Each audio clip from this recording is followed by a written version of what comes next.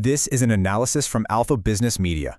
Today we're diving into a fundamental split in Nepal's startup ecosystem.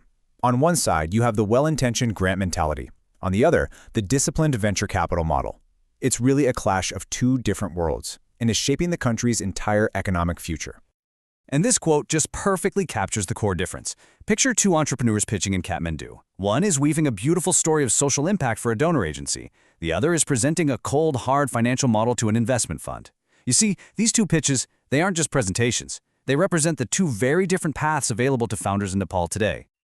All right, so first, let's break down the model that's been dominant for years.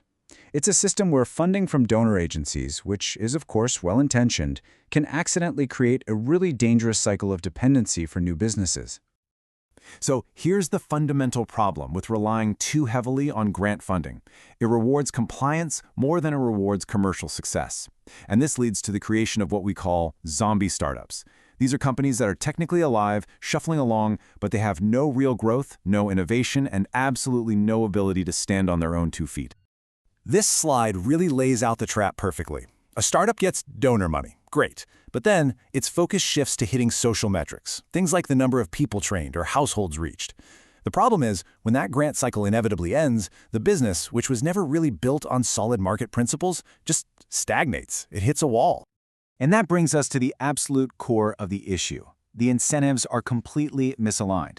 In this grant model, the startup's real customer isn't the person using the product, it's the donor agency. And the product it's shipping? It's a compelling annual report. This is a universe away from a market-driven business, where the only things that matter are whether your product fits the market, whether you're profitable, and whether you're serving your actual user. This disconnect makes a company structurally uninvestable to any serious commercial investor. Okay, so that's one side of the coin. Now, let's flip it over and look at this emerging force: private equity and venture capital. The arrival of a VC investor brings a necessary and, yes, sometimes painful, shock of commercial discipline to the system. When a VC walks in, the first thing they do is a forensic examination of the business. The conversation completely shifts away from social narratives and goes straight to unit economics. They will deconstruct the entire model to answer one single critical question.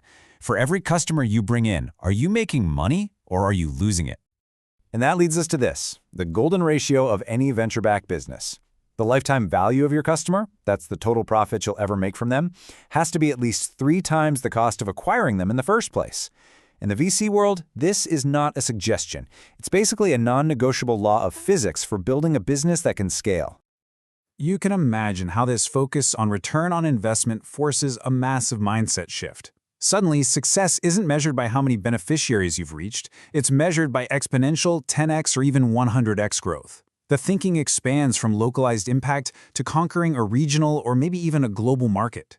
And governance is no longer just about accounting for how money was spent, it's about the professional process of building real, durable enterprise value. Now, you often hear this idea, especially in development circles, that an exit strategy is kind of a dirty term, that it means selling out or abandoning your mission. But honestly, that's a profound misunderstanding of how healthy ecosystems work. An exit is the very mechanism for renewal, for validation, and for growth. And this slide just illustrates the difference so perfectly. The impact story is about social good as the main goal, but the exit strategy pitch, it doesn't get rid of that good, it reframes it as a competitive advantage inside a commercial logic. That high margin exists because of the unique local ingredients. The story of empowering women is the marketing angle. The goal here is to build a business so valuable that a huge player, say a Hindustan Unilever or a Dabur, will want to acquire it. And this is the end game. A successful exit does 2 things. 1, it returns capital to investors, which proves that Nepal is a viable market. But more importantly, it creates a new class of angel investors, founders who have been there and done that. They reinvest their money and, crucially, their expertise right back into the ecosystem. This is the famous PayPal mafia effect that built Silicon Valley. It's a virtuous cycle, and it's what Nepal is currently missing.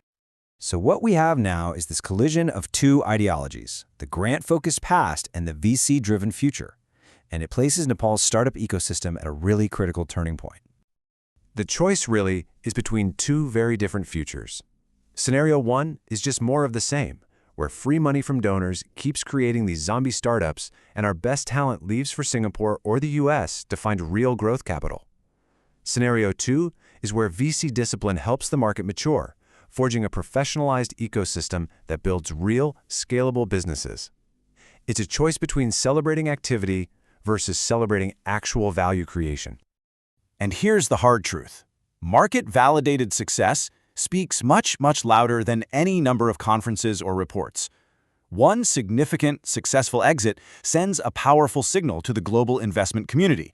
It's a flashing neon sign that says Nepal is open for business, and that will attract more capital and more top-tier talent than any grant program ever could. So ultimately, the path that's chosen in the next 5 years will define Nepal's future. And this question isn't just about funding models, it's about ambition. Will the nation build an economy of scalable, global-minded enterprises, or will it remain a landscape of well-intentioned but ultimately temporary projects?